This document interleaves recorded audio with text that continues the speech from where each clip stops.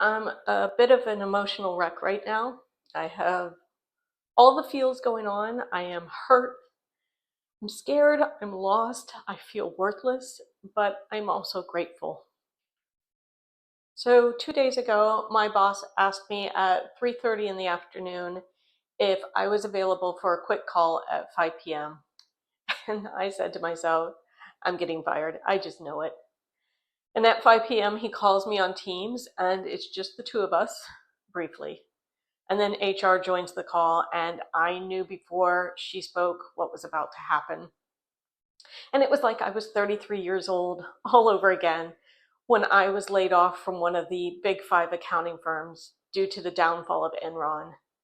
But unlike that incident where I had been looking for other jobs and I was more prepared for further cuts and was able to quickly get another job, I should have seen the writing on the wall and I should have started looking for other employment a few months ago. As HR started to speak on the call, her first words were, Nikki, this is never an easy call to make, but as you know, the company's been losing money and we haven't signed a deal. So unfortunately, we have to make some cuts. And your position has been cut, and so has your boss's. Now keep in mind, he's on the phone still. After talking about how this wasn't performance related and how appreciative they were of everything that I had done for them, the conversation then turned to severance and Cobra and my final paycheck. And she then revealed that other cuts were being made as well. And while she couldn't tell me who exactly, she did reveal that it was 20% of the company that was being laid off. And my layoff was effective immediately. And shortly after the call, my user access was turned off. I was able to quickly ping my coworker who has worked with me at another company for 7 years prior to this one and tell him that I had been laid off before my access was shut off. And then he got the boot the next morning. So this job was in the financial services industry, and I have been in this industry since 2016. I worked for a major settlement company for 7 years for the same boss who jumped ship to be the CIO at this much smaller financial services company that's in another state. And he was able to build his team, and he asked me and two of my coworkers at the other firm to join him, where we would be a small remote working IT team that was instrumental in building and ramping up the necessary technology for future acquisitions. So think fintech and conversion of core financial systems. So I was the first to join him as a business analyst, and we explored several co-working locations in downtown Tampa. And then my position, it morphed into more of a marketing coordinator position because of my background. I built and maintained the company's intranet on SharePoint. I did comparative analysis on bringing in a team to build the firm's new website, and soon took on the immense role of being the sole website developer. I built that company's website from the ground up, all while having no coding experience whatsoever.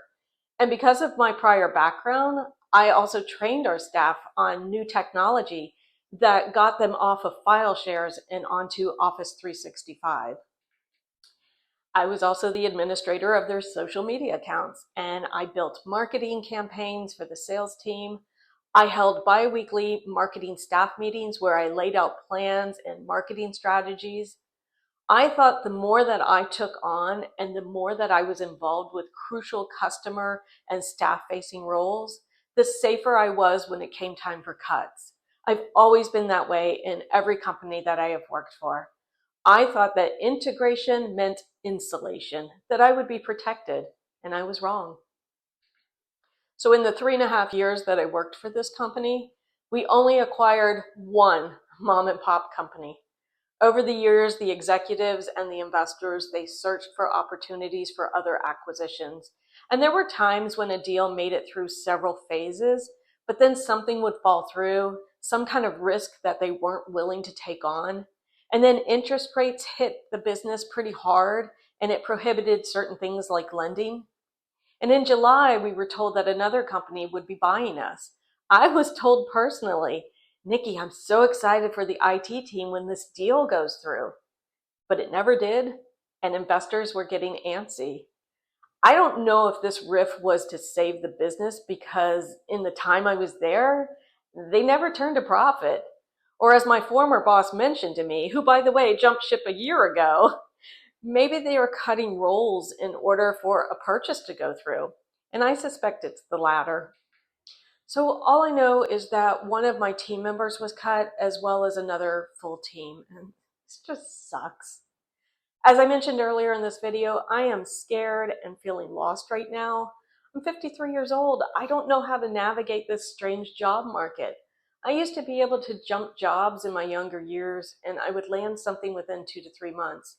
I don't know if or when I will land something in this economy. I also mentioned that I'm grateful, and here's why. As you know, Dawn and I have been aggressively tackling our credit card debt.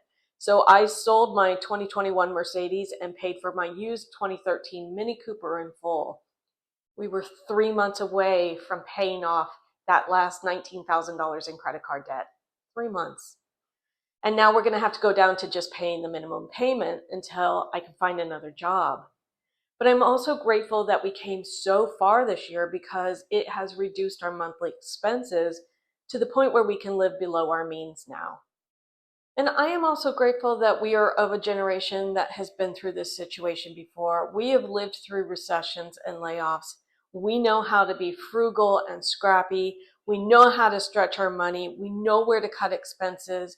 We know how to eat ramen noodles and drink $2 Chuck until our situation improves.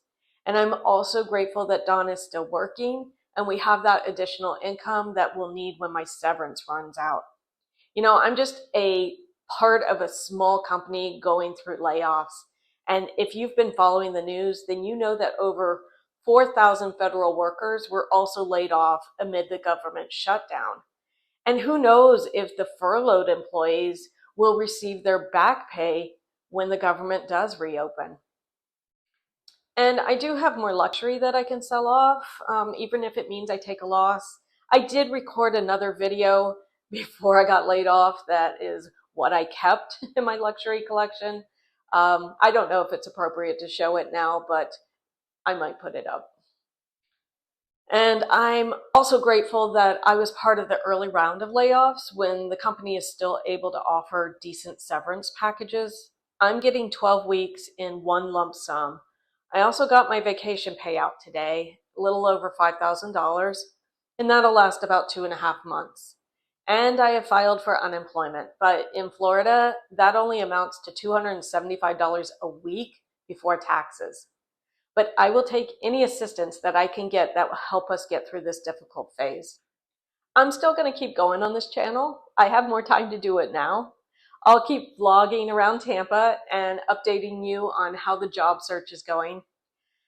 I don't know about Mexico. I'm not sure if we will be able to swing the cost of going back in March if I haven't found a job. And if Mexico decides to change the law and we have to prove economic solvency again, we probably won't be able to renew our temporary residency as I won't be able to show steady income for 6 to 12 months. Dawn and I have to stay flexible with our future plans. On a personal note, thank you for following along on this channel. I mention it all the time that I am sincerely grateful for the viewership and the subscribers. And in full transparency, I am trying to get to 1,000 subscribers so that I can monetize this channel. That would certainly help me out right about now. So if you haven't subscribed yet, now would be a great time. This would be a good source of income for me in this tough job economy. Sorry.